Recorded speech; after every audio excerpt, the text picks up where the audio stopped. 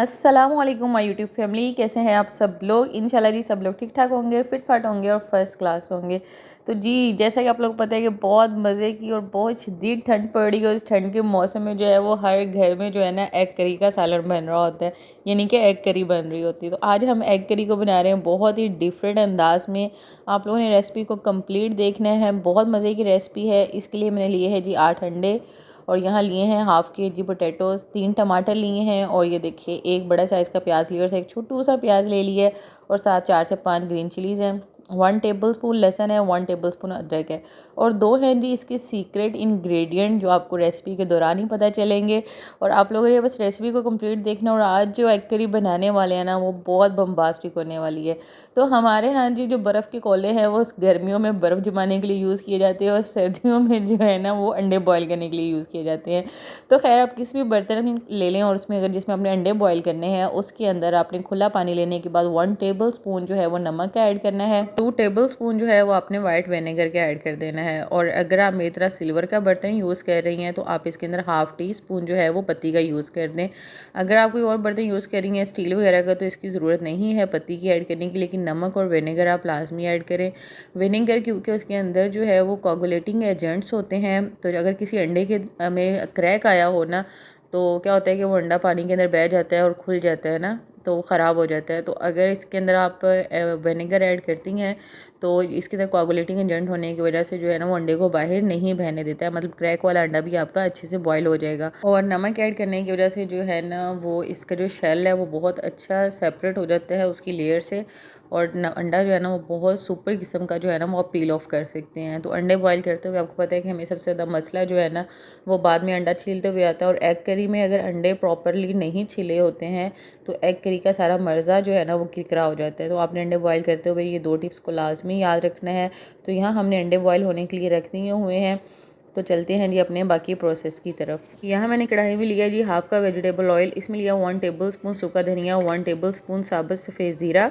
तो अभी हम इसको तड़कने के लिए छोड़ देंगे, और जब तक आपको जी ये धनिए और ज़ीरे साहब की खुशबू नहीं आएगी ना तड़कने की, तो आपने हाथ बांध के मुद्दबाना अंदाज में खड़े रहना है, यानी कि आपने दूसरी कोई चीज़ इसमें ऐड नहीं करनी है, क्योंकि इस धनिया जो है वो महकने में थोड़ा सा टाइम लेता है, जस्ट 1 मिनट कह लें आप। उसके बाद हमने 1 टेबलस्पून जो है वो लहसुन का ऐड कर देना है।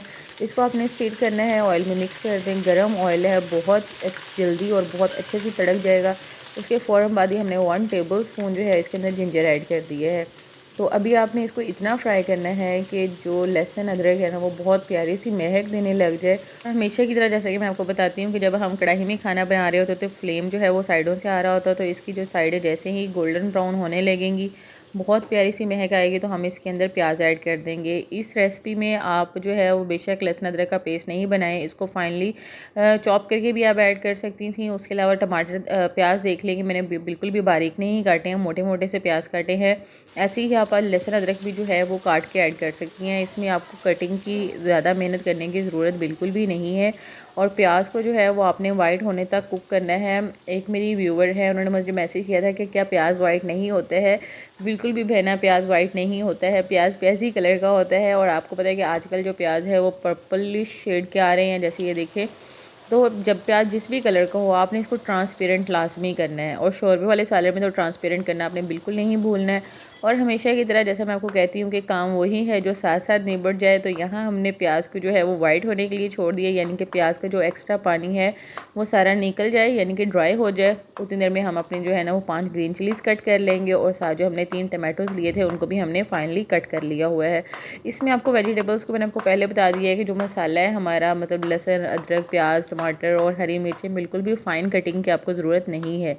और कटिंग करते हुए आपने प्याज़ों को बिल्कुल भी नहीं भूलना है, उसको बीच बीच में आपने चमचा चलाते रहना है ताकि प्याज जो है वो आपका इक्वली जो है ना वो कलर चेंज करे, ठीक है।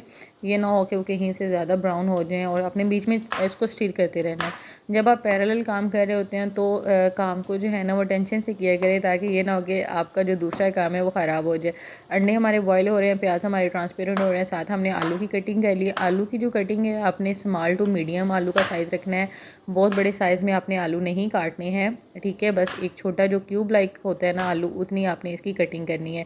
तो यहाँ देखें जी हमारी सारी कटिंग भी कंप्लीट हो गई है, और प्याज जो है जी वो हमारे बहुत अच्छे किस्म के जो हैं वो फ्राई हो गए हुए हैं। ये देखें इनकी, क्योंकि ये पर्पल प्याज हैं तो इसका कलर जो है ना वो इतना ट्रांसपेरेंट नहीं होगा, लेकिन हमारा जो जिंजर गार्लिक है वो भी लाइट गोल्डन कलर का हो गया और जो प्याज है उसके भी कॉर्नर जो हैं वो थोड़े ब्राउन शेड में आने स्टार्ट हो गए। ये देख लें आप। तो इस स्टेज पे आके जो है ना वो हमने इसके अंदर ऐड कर देने हैं टमाटर। आपको पता है कि जैसे ही टमाटर या वाटर पोर्शन वाले हम कोई भी चीज़ ऐड करते हैं तो जो प्याज का कलर चेंज होता है वो रुक जाता है। और टमाटर को जो है ना वो आपने थोड़ा सॉफ्ट होने तक लाजमी कुक करना है, यानी कि आपने इसको 2 मिनट लाजमी कुक करना है ताकि टमाटर जो है वो अच्छे तरीके से सॉफ्ट हो जाएँ।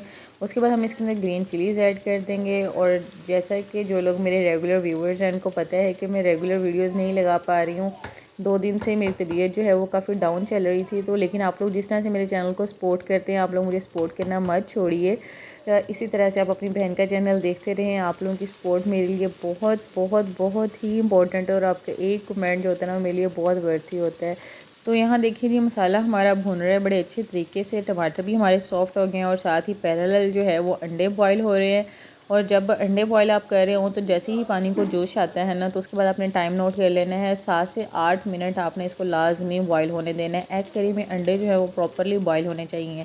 तो अब डालेंगे जी इस करी का सबसे टॉप सीक्रेट इंग्रेडिएंट यानी कि खोपरा। ये देखिए आपने बस इतना खोपरा इसके अंदर ऐड करना है, मुट्ठी भर कटिंग वाला खोपरा, इससे ज़्यादा आपने ऐड नहीं करना है। और 2 टेबल स्पून जो है ना वो वाइट सेसम सीड ऐड करने हैं यानी कि सफ़ेद तिल। और ये 2 सीक्रेट इंग्रेडिएंट हैं इस रेसिपी के जो आपकी रेसिपी को 4 चांद लगा देंगे। आपने इस रेसिपी को लाजमी फ़ॉलो करना है। अगर आप एक बार ये रेसिपी बना लेंगी ना तो यकीन माने कि आप इस रेसिपी को बार बार बनाएंगी। तो यहाँ हम मसाले की नमक मिर्च ऐड करेंगे। 1 टेबल स्पून हमने नमक ऐड कर दिया है इसके अंदर। और 1 टीस्पून जो है मैं इसके अंदर रेड चिली ऐड कर रही हूँ। Half tea spoon turmeric powder add कर रही हूँ। और आप ये जो नमक मिर्च है वो टोटली आपके टेस्ट के अकॉर्डिंग जाएगी, जितनी आप पसंद करें उतनी ऐड कर लें। लेकिन हमने ग्रीन चिलीज़ भी ऐड की हैं इसलिए रेड चिली आपने थोड़ी कम रखनी है इसके अंदर। और जैसे ही आपको पता है कि नमक मिर्च डालते हैं और गरम तेल है क्योंकि मसाले का। और अब यहाँ आपने ये देखना है कि टमाटर को आपने चेक करके देखना है कि क्या ये अच्छे तरीके से कुक हो गया हुआ है, ये देखें। तो अभी आपने क्या करना है कि मसाले को ज़रा साइड पे कर ले। मिर्च और हल्दी लाइट होती है, हल्की होती है और वो जब तेल गर्म होता है ना तो उसके अंदर जल्दी कुक हो जाती है और वो बर्न हो जाती है। बर्न नहीं होने देना आपने, जस्ट 1 to 2 मिनट्स आपने इसको देने हैं। और ये देखिए नीचे से फ्लेम आप ऑफ़ कर दें। फ्लेम मैंने इस टाइम ऑफ़ कर दिया और मसाले को अपने सेपरेट करके जो है ना वो एक बाउल में निकाल लेना है। इसलिए मैंने आपको कहा था कि इसमें आपको मसाले की फ़ाइन कटिंग की बिल्कुल भी ज़रूरत नहीं है। आप इसमें मोटी मोटी कटिंग भी करती हैं तो फिर भी चलेगा क्योंकि हमने इस मसाले को ग्राइंड करना है। तो यहाँ हमने मसाला जो है वो सारा ऑयल से सेपरेट कर लिया हुआ है और इसमें जितना भी एक्स्ट्रा ऑयल था वो भी हमने रिमूव कर दिया दोबारा कढ़ाई में, ये देखें जी। और जैसा कि हमें 7 से 8 मिनट लगे हैं हंडिया का मसाला रेडी करते हुए और उतनी देर में जो है वो अंडे बहुत अच्छे तरीके से कुक हो गए होंगे, बॉयल हो गए होंगे। तो अभी हमने अंडों को गर्म पानी से निकाल के जो है ना फ़ौरन इसको ठंडे पानी में ऐड कर देना है। अपने इसको ठंडे पानी में लाजमी डिप करना है। और उसके बाद मैं आपको बताती हूँ कि आपने अंडे को किस तरह से पील ऑफ करना है। और आप देखेंगे कि आज से पहले जो अंडे हम पील ऑफ करते हुए छिलका उतारते हुए ख़राब करते हैं ना बिल्कुल भी ख़राब नहीं होंगे। तो उतनी देर में हमारा मसाला भी ठंडा हो जाएगा और साथ साथ अंडे भी छिल जाएंगे। क्योंकि ग्राइंडर में आप कभी भी गरम मसाला मत ऐड किया करें। और यहाँ देखिए आपने बस इस तरह टैप टैप करके ना अंडों को, ये देखिए शेल्फ पे इस तरह टैप टैप करें और इसको ठंडे पानी में डालते जाएँ और इसकी छिलके के नीचे जो है ना पानी अच्छे तरीके से पेनिट्रेट हो जाएगा।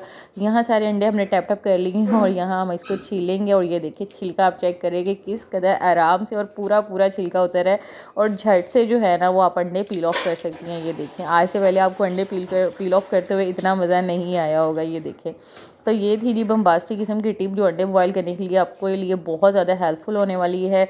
और यहाँ अंडे जो हैं जी वो हमने 8 के 8 जो हैं वो पील ऑफ कर लिए हुए हैं। ये अंडे और आलू जो हैं वो टोटली आपकी फ़ैमिली के साइज़ पे डिपेंड कर रहे हैं कि आपकी फ़ैमिली के अंदर अफराद कितने हैं, उस हिसाब से आप अंडे और आलू का इस्तेमाल करें। लेकिन मसाला आपने इसी पैटर्न से बनाना है और फिर आपने इस एग करी के रिजल्ट चेक करने हैं। यहाँ अंडे भी छिल चुके हुए हैं और अब हमने क्या करना है कि ये मसाले को ग्राइंडर में डाल के ग्राइंड कर लेंगे। और यहाँ जो ऑयल है ना दोबारा हमने फ्लेम ऑन कर दिया है और इस ऑयल के अंदर जो है ना वो आपने अंडे ऐड कर देने हैं। अंडों को जो है वो आपने थोड़ा सा डांस शांस करवा लेना है, ठीक है, हिला जुला लेना है इसके अंदर ताकि जो मसाला है ना वो अंडों के ऊपर अच्छे तरीके से लग जाए और अंडों का जो एक लुक है ना वो करी वाला बन जाए, मतलब सालन वाले जो अंडे होते हैं ना उस तरह का बन जाए।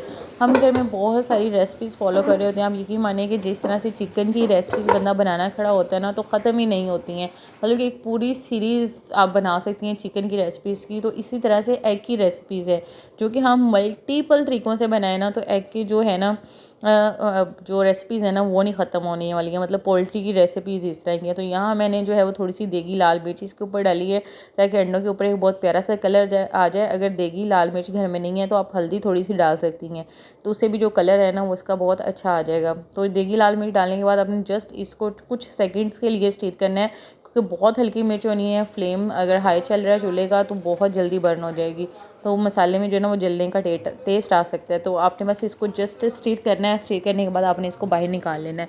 तो इसी मसाले में जो हमने अपना मसाला प्रिपेयर किया हुआ था वो ग्राइंड करके आ चुका है वो हमने इसके अंदर ऐड कर देना है। और ये देखिए ये मसाला इसके अंदर ऐड कर देंगे। हमें कुछ भी एक्स्ट्रा ऑयल लगाने की ज़रूरत नहीं है, सिर्फ जो हाफ़ कप हमने वेजिटेबल ऑयल लिया था ना उसी के अंदर जो है ना वो हमारी सारी एग करी जो है वो रेडी हो रही है। मैंने कहीं भी जो है ना वो एक्स्ट्रा ऑयल ऐड नहीं किया है। और जैसा कि सालन का जो मसाला था वो प्रॉपरली कुक था, हमें मज़ीद कुक करने की ज़रूरत नहीं है। अब हम इसके अंदर ऐड कर देंगे आलू, क्योंकि सिर्फ एक आलू है जो कच्चे पड़े हुए हमारे पास, हमें इसको कुक करने का टाइम देना है, इसलिए अब झट से इसके अंदर आलू ऐड कर देंगे और इसको फ्राई करेंगे 2 मिनट तक, ताकि आलू के अंदर इसका मसाला अच्छे तरीके से रच जाए। और यहाँ 2 मिनट हो गए हैं आलू को फ्राई करते हुए।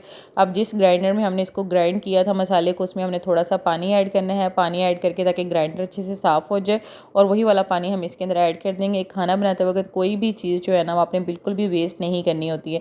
तो यहाँ हमने वो पानी ऐड कर दिया, इसके अंदर 1 कप पानी ऐड किया है आलू को कुक करने के लिए। तो अभी आपने आलू को ढक देना है यहाँ तक कि आलू जो है वो अच्छे तरीके से कुक हो जाएंगे। और यहाँ देखिए जी आलूओं को ढके हुए जो है ना वो 7 मिनट हो गए हैं। और आलू मैं आपको दिखाती हूँ, ये देखिए 7 मिनट में आलू जो है वो बेहतरीन किस्म के कुक हो गए हैं। आपको 7 से 10 मिनट भी लग सकते हैं अगर आलू का साइज़ आपने थोड़ा बड़ा रखा हुआ है कटिंग के दौरान ना। इसलिए मैंने आपको कहा था कि आपने आलू का साइज़ ज़रा छोटा रखना है ताकि वो जल्दी से कुक हो जाए। अंडे हमारे ऑलरेडी बॉयल थे, मसाला ऑलरेडी हमारा कुक था, तो बस जो आलू ने टाइम लेना है पकने में बस वही लेना है।